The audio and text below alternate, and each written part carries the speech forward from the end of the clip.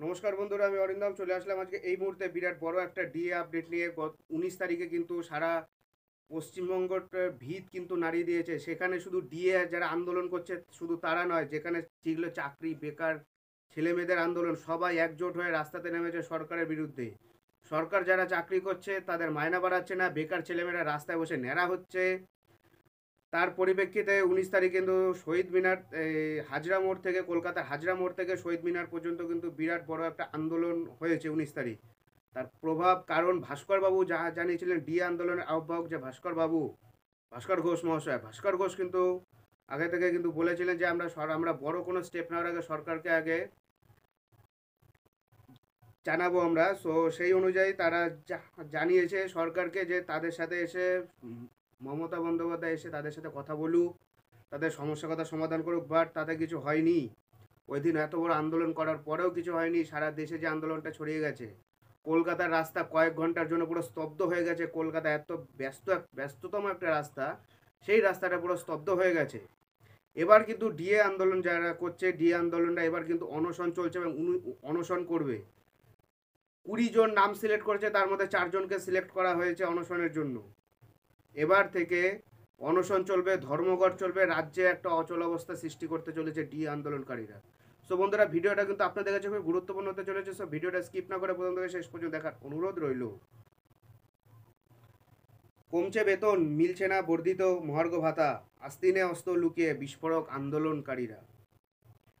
ডিএর দাবিতে আমরণ অনশনে বসেছেন 4 জন সরকারি কর্মী। প্রাথমিকভাবে অনশনে অংশ নেওয়ার জন্য আগ্রহ দেখিয়েছিলেন 20 জন সরকারি কর্মী। তাদের থেকে বেছে নেওয়া হয় 4 জনকে। শনিবার থেকে তারাই অনশন শুরু করেছেন সরকারের বিরুদ্ধে। এর আগে শুক্রবার ডি আন্দোলনকারীরা মিছিল করেছিলেন কলকাতার রাস্তায়। মিছিল শেষে একটি সমাবেশও হয়েছিল। অবশ্য এর কয়েকদিন আগে ডি আন্দোলনকারী সংগঠনের আহ্বায়ক ভাস্কর ঘোষ জানান, সরকারের চূড়ান্ত সময়সীমা বেঁধে দিতে চলেছেন তারা। সেই সময়কালের মধ্যে যদি সরকারের উচ্চপদস্থ কোনো আমলা যদি সরকারি কর্মীদের সাথে আলোচনায় বসার প্রস্তাব না দেন, তাহলে তারা পরবর্তী পদক্ষেপ গ্রহণ করবে। আর সেই মতো এবার 4 সরকারি কর্মী আমরণ অনশনে বসেছে।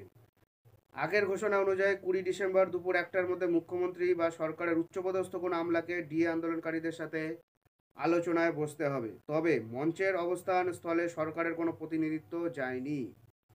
এই আবহে শনিবার দুপুর 2:30 থেকে অনশনে বসেন সরকারি কর্মীরা। এর আগে গত শুক্রবার কলকাতার বুকে মিছিল করেছিলেন মঞ্চের সদস্যরা।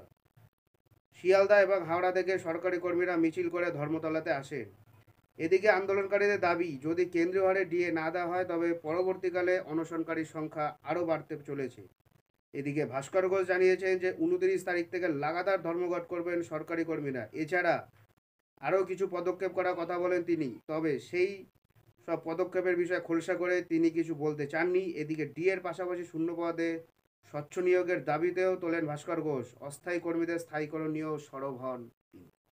আমাদের পাশের রাজ্য বিহারে অস্থায়ী কর্মীদের নিয়োগ হয়ে যাচ্ছে, পার্মানেন্ট হয়ে যাচ্ছে, বাট আমাদের রাজ্যে অস্থায়ী কর্মীদের কোনো গল্প হচ্ছে না। অনশনে বসেছেন 4 জন, তার মধ্যে ভাস্করবাবু স্বয়ং নিজেও আছে। ভাস্করবাবু কান্না করছেন, কবে দেবে ডি? কতদিন আর অপেক্ষা করতে হবে? 1 বছর থেকে শহীদ মিনারের পাদদেশে বসে আছে। ঝড় জল বৃষ্টি রোদ, এই শীতের কনকনে ঠান্ডা, এখনো বসে আছে। কবে তাদের ডিএ মিলবে? সরকার ডিএ দিয়েছিল মাত্র 4%, যেখানে সেন্ট্রাল গভর্নমেন্টের ডিএ আছে 46%। আবার সামনের মাসে মার্চ মাসে নাগাদ আবার 4% 50% করে দেবে। সেখানে রাজ্য সরকারের মাত্র 10%। সুপ্রিম কোর্টে কেস চলছে, বাট একটা বছর একটা শুনানি, দেখা যাক এখন কি হয়। সো বন্ধুরা, এটা হলো আজকের আপডেট। সো এরকম আপডেট পেতে হলে আমাদের চ্যানেল নিউজার অরিন্দমকে সাবস্ক্রাইব করে আমাদের পাশে থাকবেন। দেখা হচ্ছে পরের ভিডিওতে। ভালো থাকবেন সবাই। নমস্কার, জয় হিন্দ, বন্দে মাতরম, ভারত মাতা কি জয়।